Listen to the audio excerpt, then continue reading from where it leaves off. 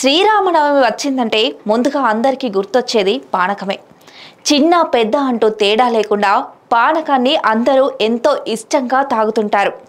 శ్రీరామనవమి రోజున దేవాలయాల్లో పానకం కలుపుతూ ఆలయానికి వచ్చిన వారికి గ్లాసులు ఇస్తూ భలే సందడి చేస్తుంటారు. అసలు పానకం ఎప్పుడైనా చేసుకోవచ్చు కదా, కానీ ఎందుకు చేసుకోరు? సాధారణంగా ఒక్కో పండగకి ఒక్కో స్పెషాలిటీ ఉంటుంది. అలాగే ఒక్కో పండగకు హిందువులు పూజించే దేవుళ్లలో ఒక్కో స్వామివారికి ఒక్కొక్క నైవేద్యం పెడుతుంటారు.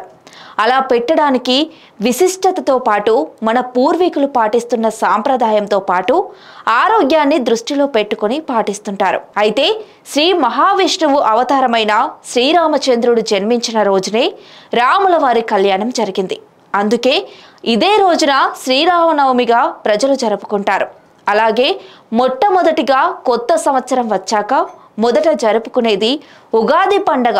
ఆ తర్వాత వచ్చే శ్రీరామనవమి పండుగను రెండు తెలుగు రాష్ట్రాల ప్రజలు ఎంతో ఘనంగా జరుపుకుంటారు. శ్రీరామనవమి రోజున స్వామివారికి రకరకాల పూలు పళ్ళతో పాటు పానకం, వడపప్పు, బెల్లం కూడా స్వామివారికి నైవేద్యంగా పెడతారు. పానకం తయారు చేసేందుకు బెల్లం, మిరియాలు వేస్తారు. ఆ పానకంలో వేసే వివిధ రకాల సుగంధ ద్రవ్యాల వల్ల కొన్ని రకాల వ్యాధులు తగ్గిపోతాయి. అంతేకాకుండా పానకం అంటే విష్ణుమూర్తికి ఎంతో ఇష్టం.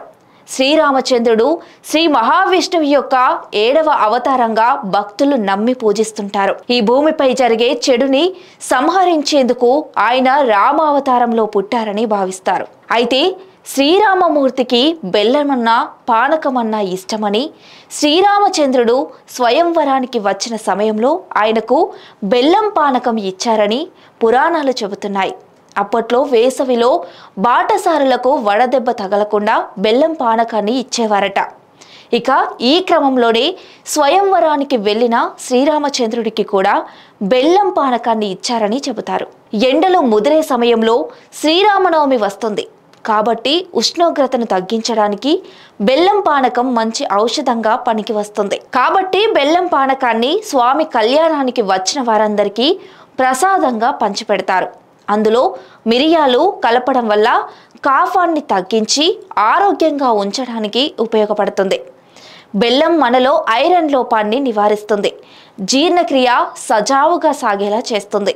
ఇక వడపప్పు మలబద్ధకాన్ని తొలగించి ఆరోగ్యాన్ని ఇస్తుంది.